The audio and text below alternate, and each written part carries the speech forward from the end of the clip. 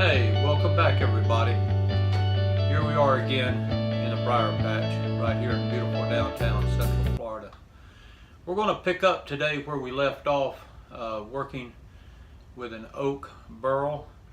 This is turning an oak burl.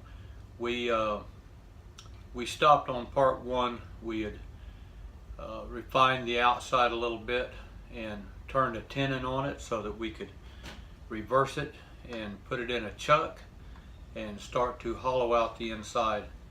So let's move over to the lathe and pick up where we left off. Okay, we've reverse chucked this in a 4-jaw chuck, holding on with a tenon, and we put some more CA glue in this this area that sounded kind of weak.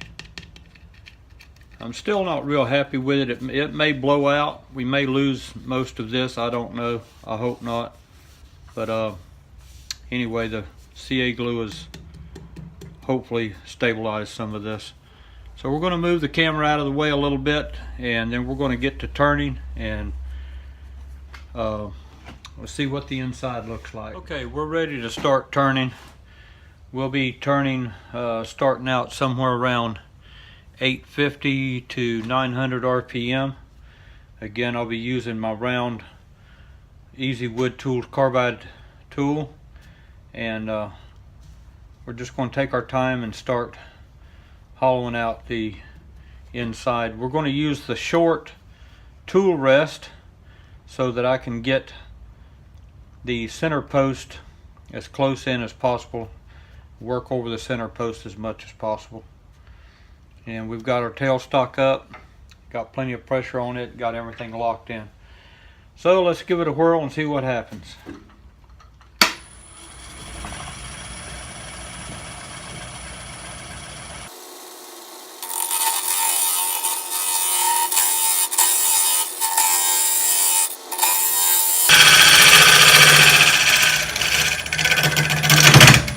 Oh, what's going on here now?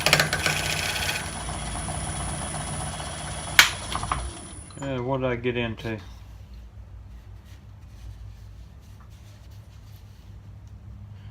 Oh, we've got a void right here.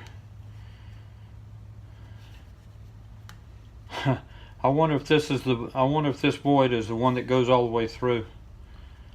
I've got a feeling this is a wormhole where a beetle or a boar of some kind got in here.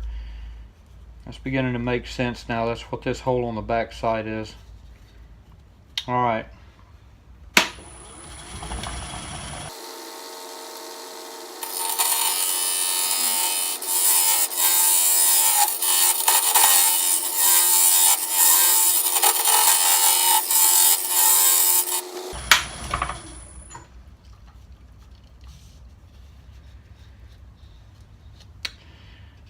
We've definitely got a void that goes right on inside of it.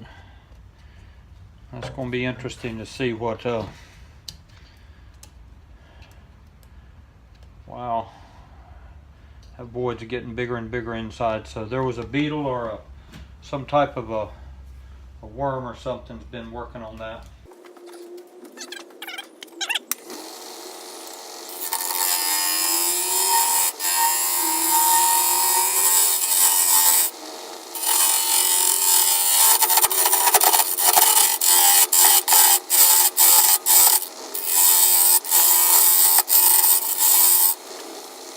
Going on here?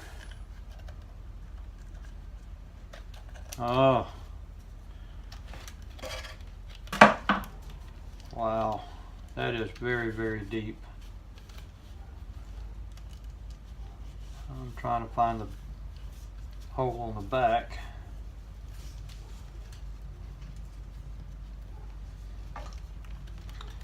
This is definitely going all the way through to the bottom.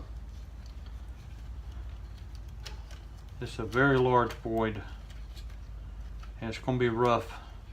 I'm going to have to go slow.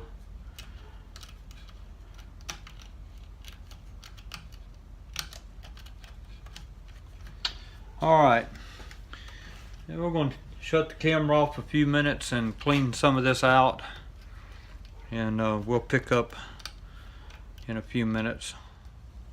I apologize for the camera angle. I just don't have a good setup for a camera in here. We've got a lot of trash up in this void. You can hear it rattling around.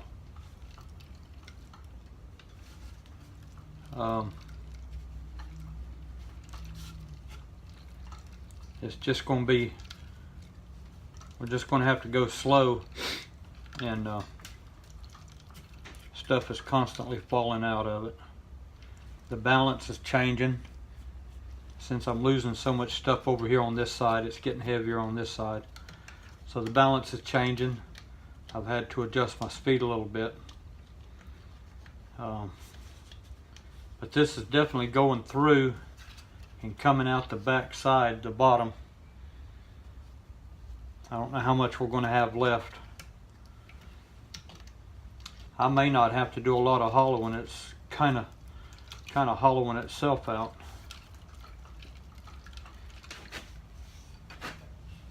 Okay.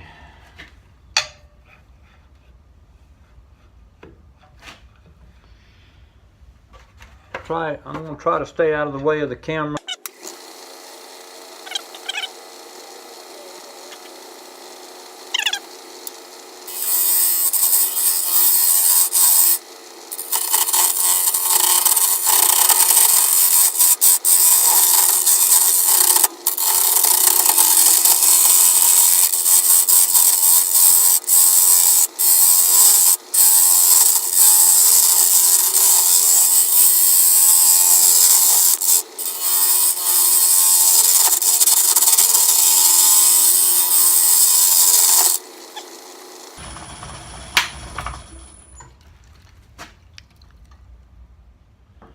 Okay, we're back here to bring you up to date. This right here is, I'm going to lose some of this. This is very thin right here. And to get this wall thickness down a little bit to something that's more pleasing, it's going to cost me possibly some of this area, and definitely some of this that I didn't want to get rid of. This is very thin. It's just about to blow out. And I had to move the tailstock out of the way in order to get in here and work. And let me pull this out of the way. Maybe you can see in here better. Again, I apologize for the camera angle. This this void that was in here goes all the way through and comes out back here on this corner here. And I'm pretty sure this was caused by some type of a beetle or insect of some type.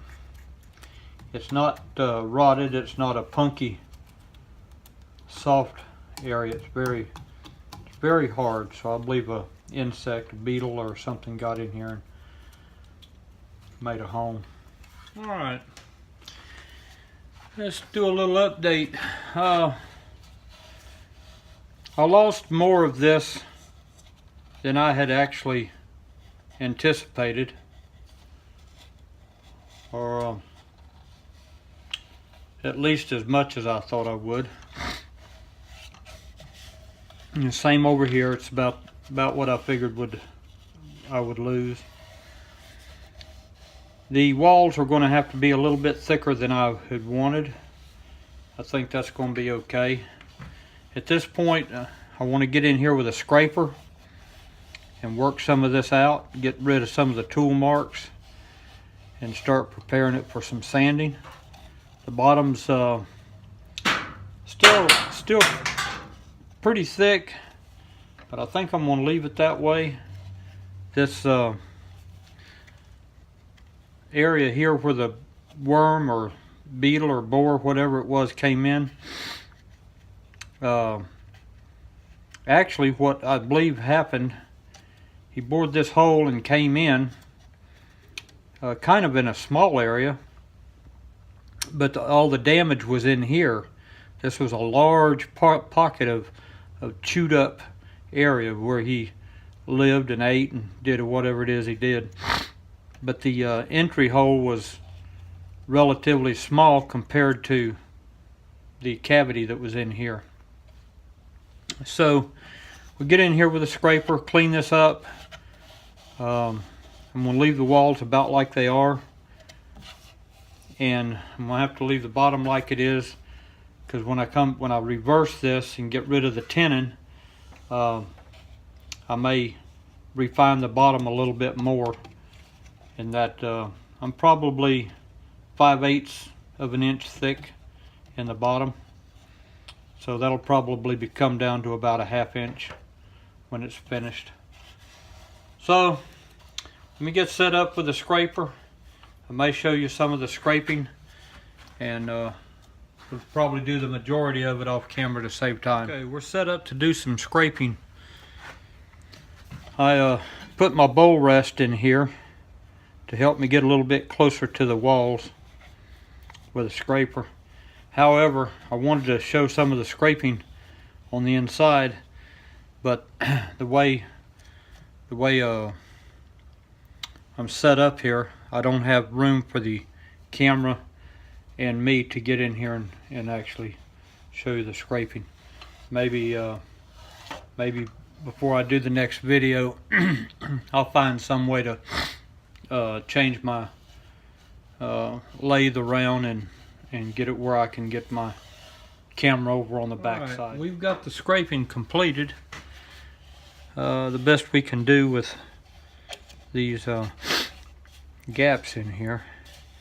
This one got a lot bigger than what I expected, as did this one. At this point, there's not much more we can do with tools, at least with my limited experience. So we'll get out some sandpaper and we'll try to sand the inside. We'll sand it into submission. Use some 60 grit to start off with. Get rid of some of these ridges that I wasn't able to do with tools. The problem with tools is, when scraper, as these empty spaces come by, you have to have your speed up really high, or you're apt to get in here and have a real bad catch. So to avoid that, we'll just sand it by hand and bring it down to where it needs to be. The final speed on this was about 900 RPM, and I would have thought that would be enough to help alleviate the possibility of a catch, but I had it snag on me a couple of times, so I decided to stop before something bad happened. So we'll sand this off camera. Sanding is one of those things that it's not exciting. There's nothing exciting about it, at least not to me, and most woodworkers just soon not have to watch it. So we'll do that off camera. We get the inside sanded and get ready to work on take the foot and everything off. We'll come back and show you that. Alright, we're just about finished with sanding. We're going to sand this through 320. Currently we're sanding at 220.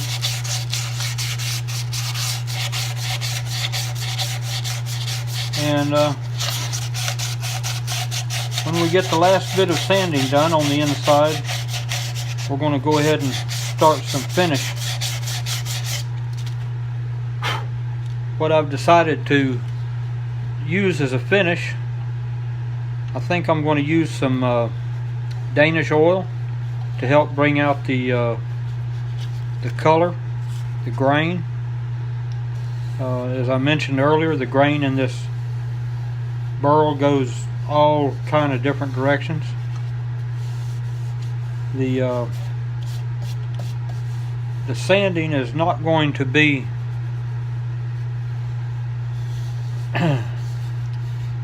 super smooth or finished like some of my segmented bowls. There's divots and voids, small flaws in here. That worm or beetle, whatever it was, has made some holes. And if I were to try to turn all of those out, I probably wouldn't have anything left. So it's going to be a little bit. It's going to be a little on the. I wouldn't call it rough, but there's going to be some flaws in it. If you consider flaws being where it couldn't be sanded. So when we get to the point that we're going to put some finish on here, we'll come back and show you what it looks like with some finish on it. After we get finish in it and everything, then we'll reverse it and finish the outside. Well, once again, I've changed my mind. It's not unusual. We're going to put some sanding sealer in here. I think we're going to leave this as natural as we possibly can, and put some sanding sealer in here, and we'll go over it again with some 320. Knock back any fibers that stand up, and then we'll put several coats of spray lacquer on it and let it go naturally. So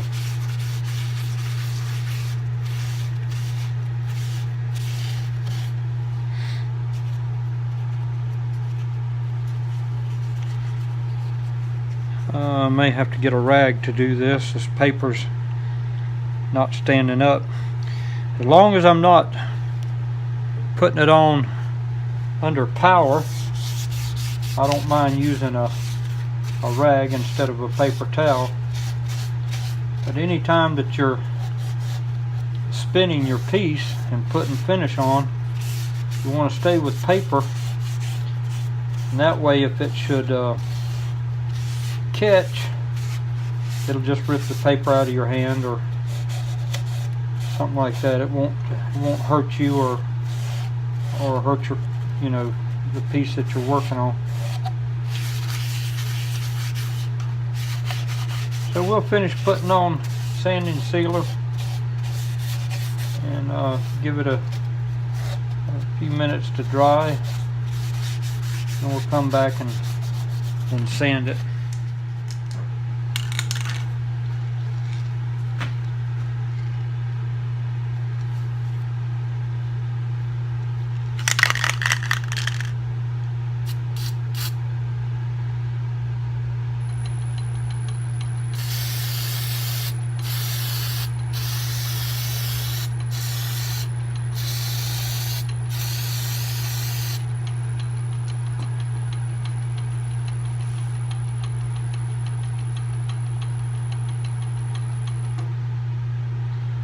We'll put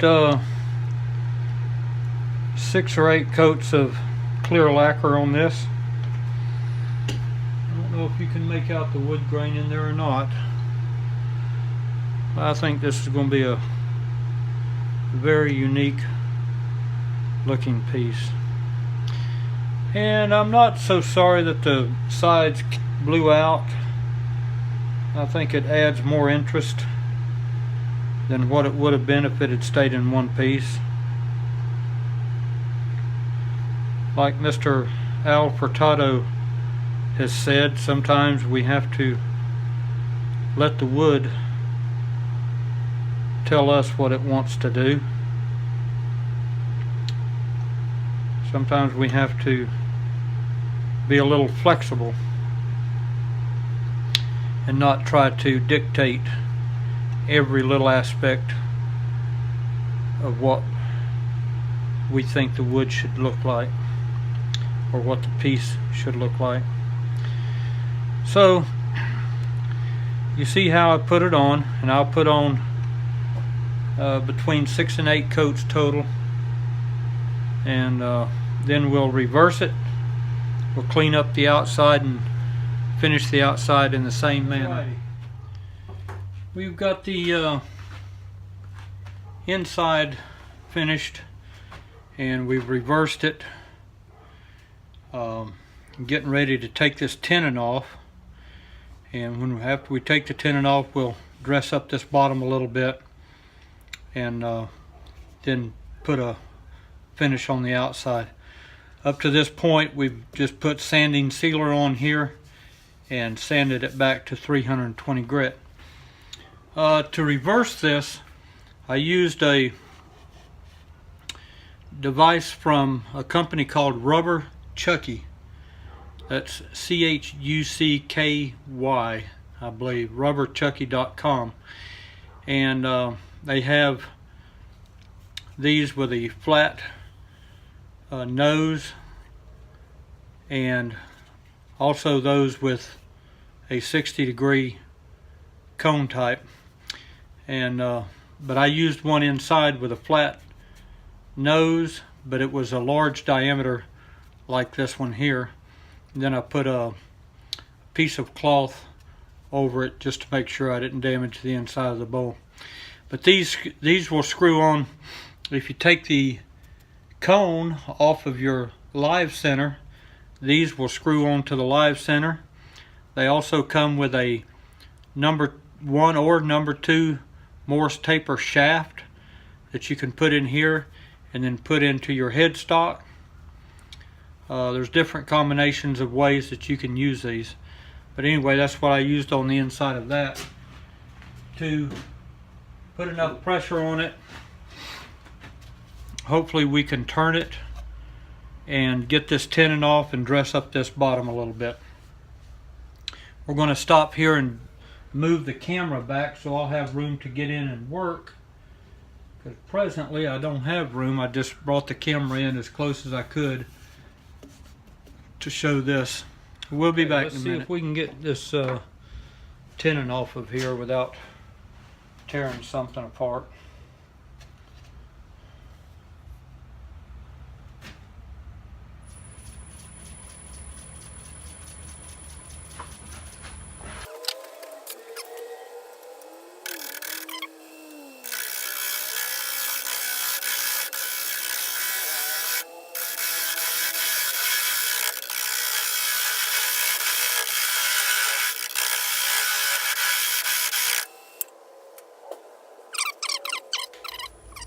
I'm going to get a detail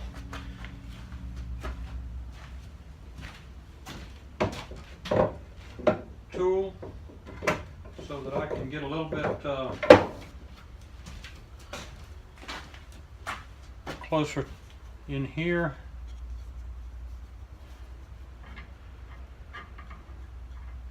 We'll probably end up sanding most of this nib off. See if we can get just a little bit more.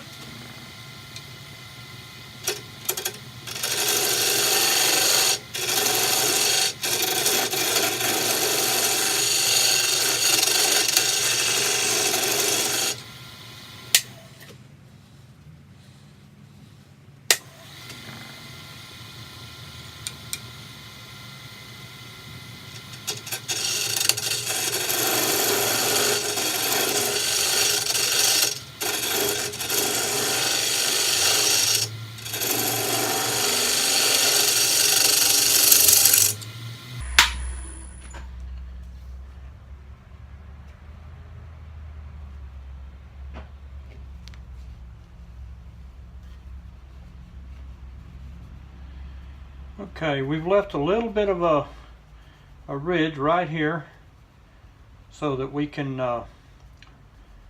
this is dished out about a 1/4 inch.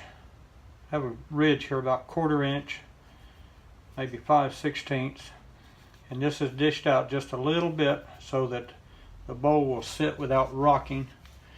And I think we're going to stop here and break the rest of that nib off with a small saw or something. It's at a point, if I go too much further, it's liable to break off and the bowl may come loose and damage it. So we're going to do the rest of it by hand.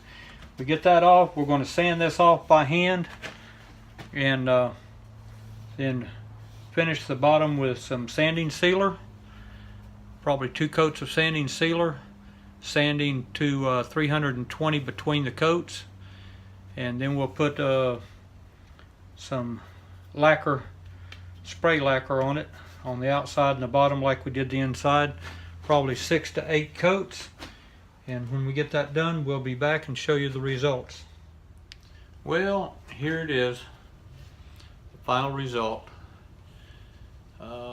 This is the oak burl that we've been working on, and we finished it with 2 coats of sanding sealer and 6 coats of spray lacquer, and then a couple of coats of wax.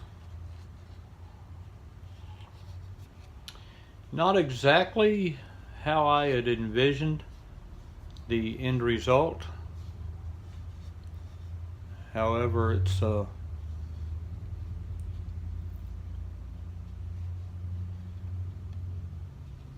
is what it decided to be, I guess. As Al Furtado said, sometimes we have to let the wood speak.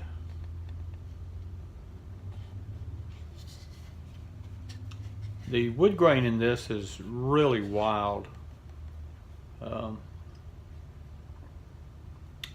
My son said that it looks like a road map of the West Virginia hills. Goes every direction. Well, I hope you enjoyed it. I appreciate you being in the shop with me. If you like this, give it a like, a thumbs up, share it if you would, and please subscribe. That way when I put a new video up, you'll be notified, and keep abreast of all the turnings that I put up on YouTube. Enjoy. Have a great day. I'll come back.